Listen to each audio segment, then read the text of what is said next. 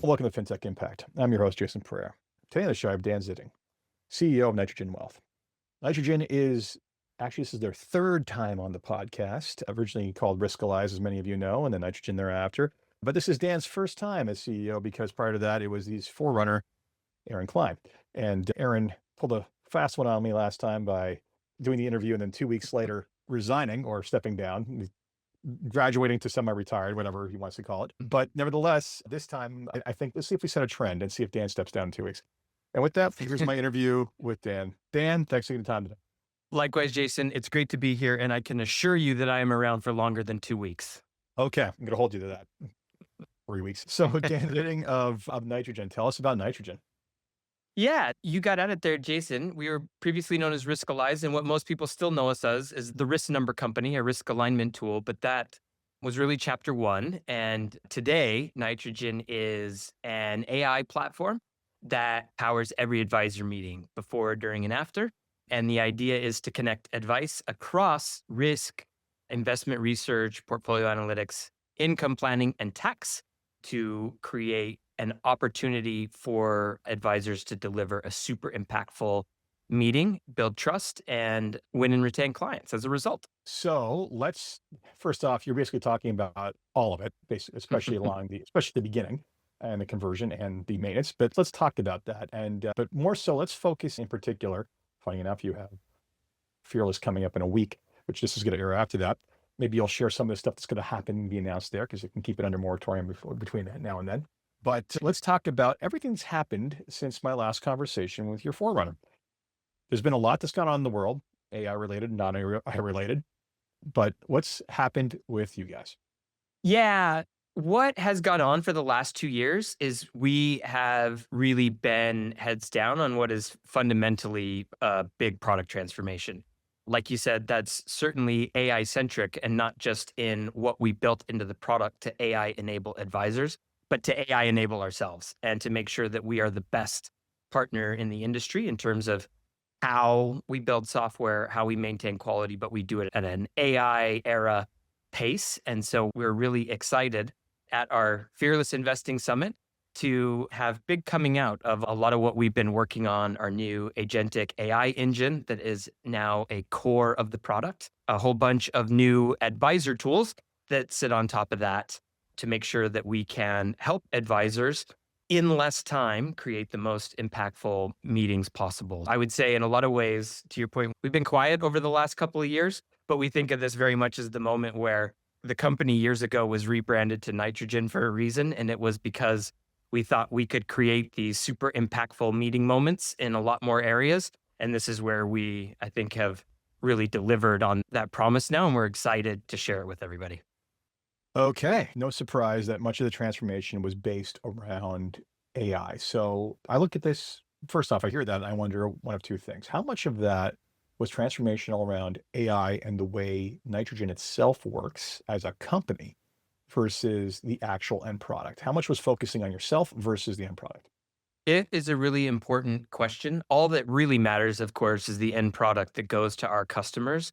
But what we are big believers in is that there is a lot of software out there that are getting, call it AI bolted on the side.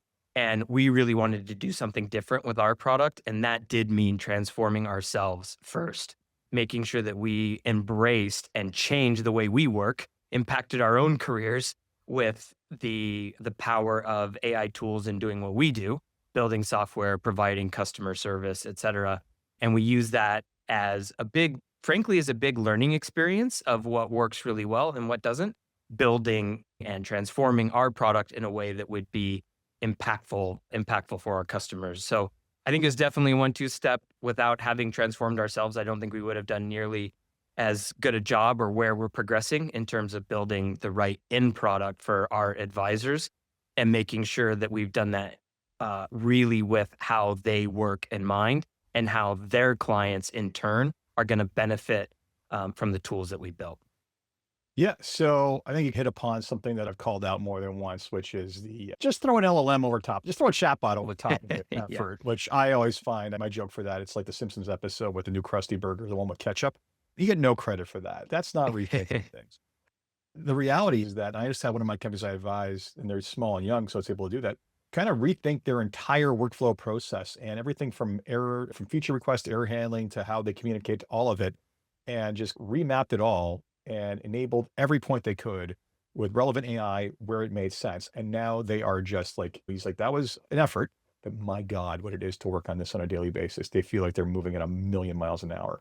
So I'm sure that like in a large organization like yours, embedding, I'm going to pick on the internal stuff first before we go to the external, embedding that kind of like change management is not easy. How do you basically curate that? It was not easy, actually. And for us, involved obviously changing our tools, but more importantly, changing our culture. And frankly, even in parts, changing some of how we thought about leadership and people to make sure that we were ready for that transition. And to your point, like a lot of what I talk about internally at Nitrogen is that we are trying to push and move what was historically the profession of product management, the idea of people who take in a bunch of feature requests, build roadmap, interact with the developers to go build that. What we've tried to do is push that out to the very extreme edges of the organization. There's where it lives a lot closer to the customer. So, how do we get these tools into the hands of really bright people that interact directly with our customers, turn what is the needs of our customers not just into feature requests, but actually turn it immediately into prototypes that then we can bounce off of other customers, we can litigate internally, all that sort of the production version of those tools. And I don't know if it sounds a lot different than the way No, software is well, I mean, to me, traditionally built.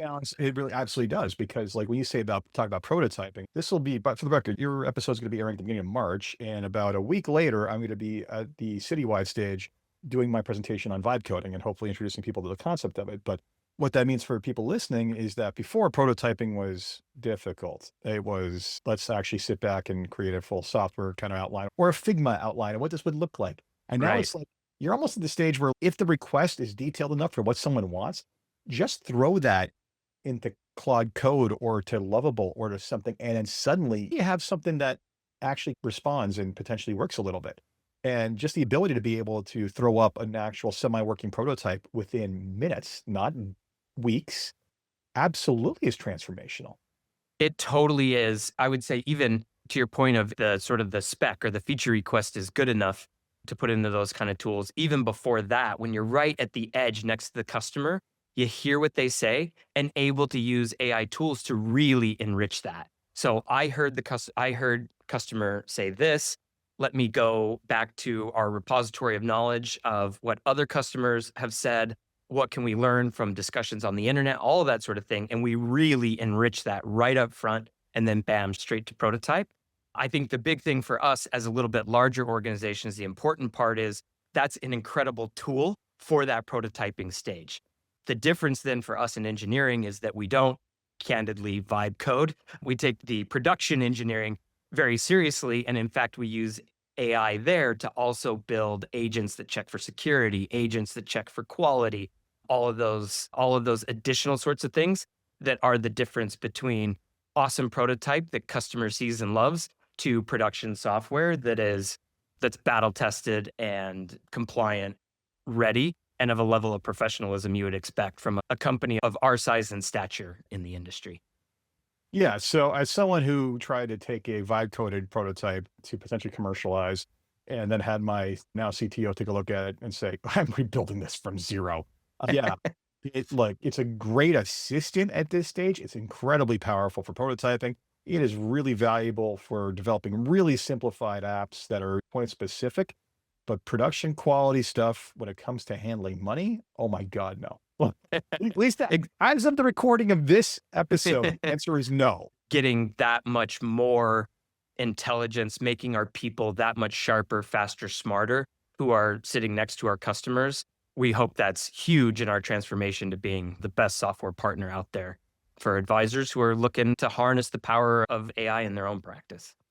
That was the internal transformation. And hey, I think people hate breaking routines, but when you break the routine with some sort of added benefit of some really cool new toy, that goes a long way to making transformation happen.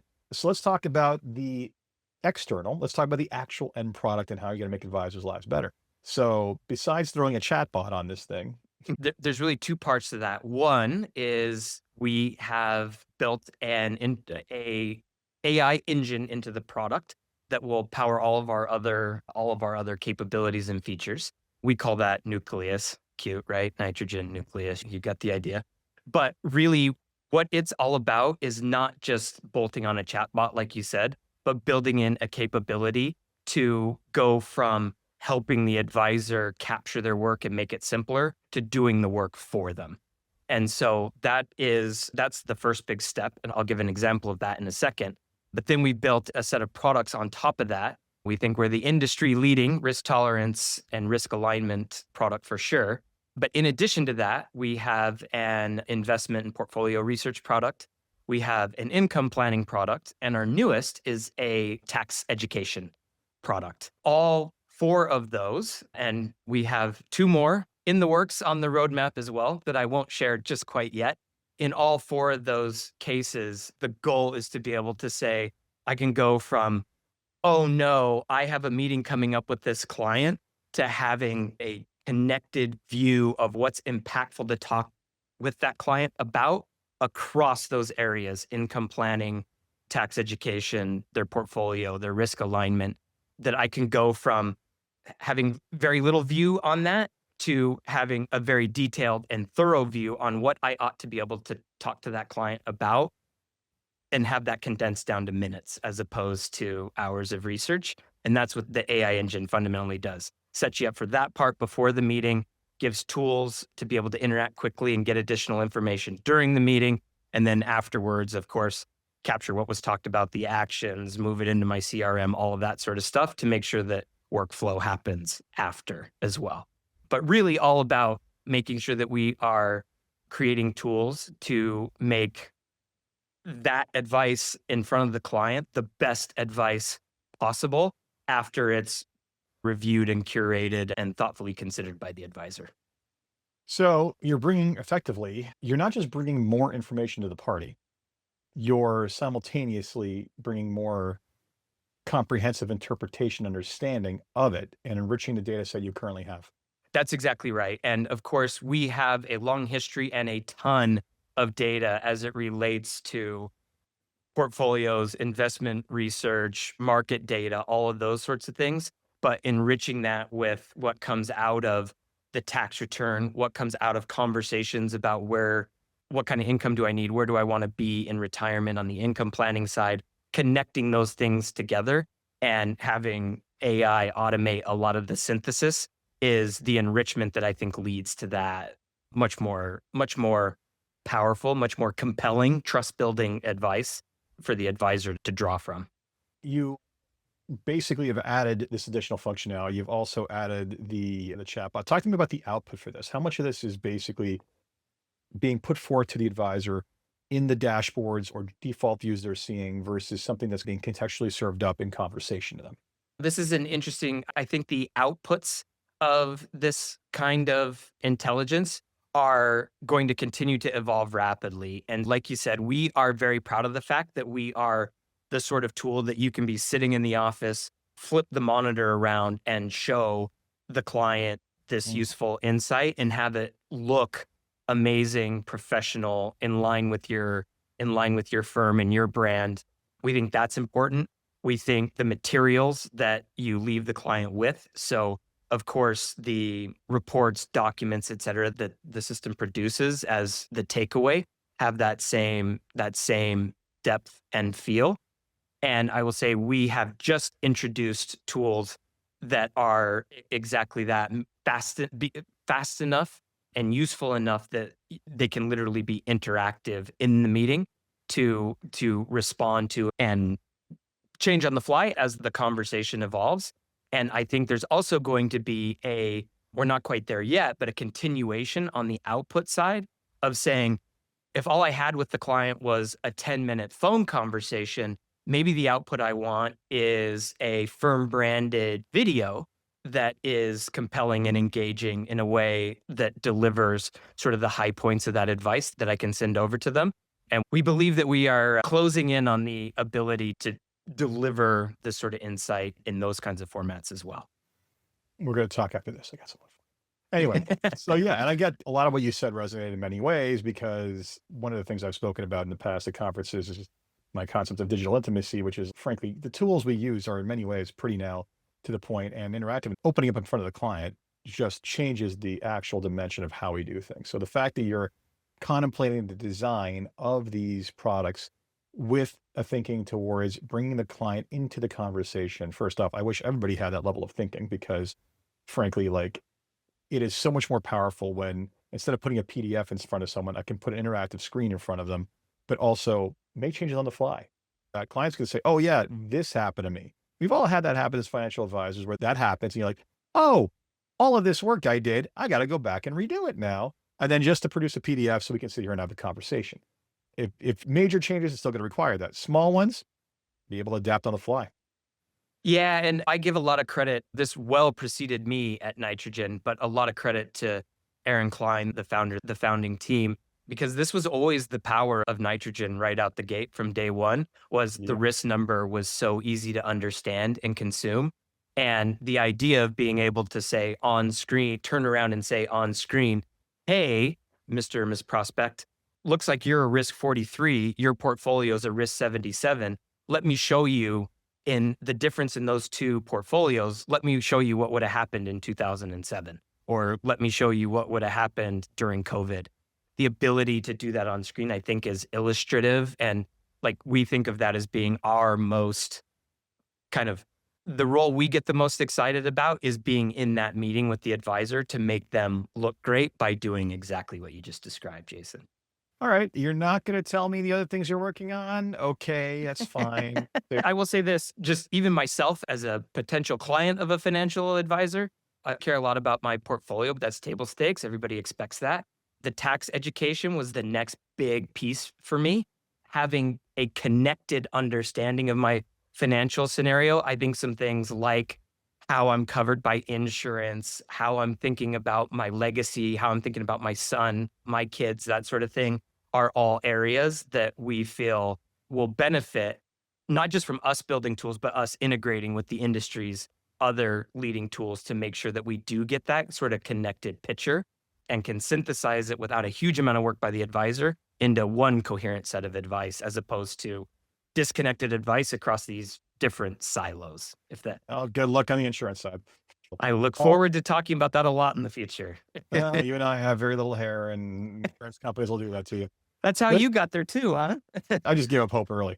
I literally, I think in my first episodes, I have a friend who's a friend now, and basically doing an insure tech. I'm slightly glad you got the energy because I sure as heck don't. Anyway, that aside. So before we wrap it up, there's 3 questions I'd like to ask to end things on a positive note. And the first one is, if you had one wish for something to change in your company or the industry as a whole, what would it be? I would say that my number one thing would just be that as in the industry, that as wealth tech, that we all find a way to go deeper on our integration stories together as more and more agents can interact between these platforms. It used to be hard to do integration. Now we have the tools to do it. And so I would like to see us collectively do that even better.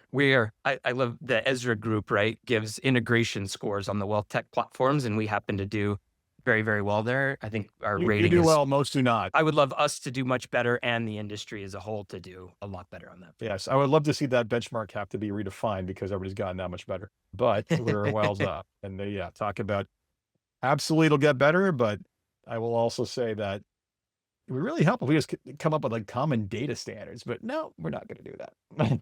Yeah, that's a big one. And honestly, you asked for one, but my other one would be just I think we got a lot of work to do with compliance teams and making sure that we're using AI in the right ways and there's not a huge amount of barriers to advisors to adopting these tools. So I hope that accelerates as well. So 2 other ones. So you haven't been there since day one, but you've been there since the founding leader departed. So usually the question is, what's been the biggest challenge in a company where it is to date? But I'm going to talk about your tenure. What's been the biggest challenge in getting the company to where it is today from when you started? Yeah, in all candor, from where I started, I think we made some really big changes right before I joined. And not the least of those was rebranding the company. And we made it, frankly, fairly confusing. what it is we really do, what we do the best, and what we stand for. And I wouldn't say that I have perfectly solved that yet, but we think next week at our big conference is really the kickoff to that. And so that's where, frankly, my head is sort of 90% in, making sure that we get over that gap and that we're able to share the story of all this new stuff that we're working on. Our community that's deeply involved with us love what we're doing. I authentically believe the question is, can we make sure that the rest of the industry hears it and hopefully understands it and sees it as positively as we do? Last question is, what gets you out of bed in the morning, keeps you fighting a good fight? That is a really good question. And I would say it is entirely the AI transformation of the industry is so compelling. I think it's such a incredible set of tools to make advice better. And so that's what I'm super excited about is seeing people like me, seeing people like my parents actually get advice that again connects these different areas in a meaningful way that's in their best interest. I think advisors are out there fighting the good fight.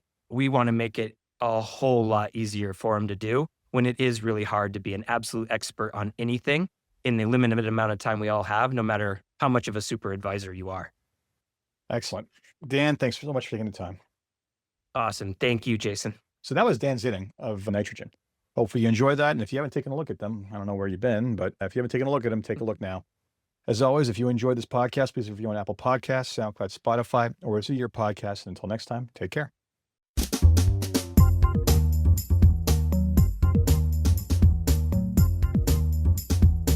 This podcast was brought to you by Woodgate Financial, an award-winning financial planning firm catering to high net worth individuals and their families. To learn more, go to woodgate.com. You can subscribe to this podcast on iTunes, Stitcher, and Google Play, or find more episodes at jasonpereira.ca.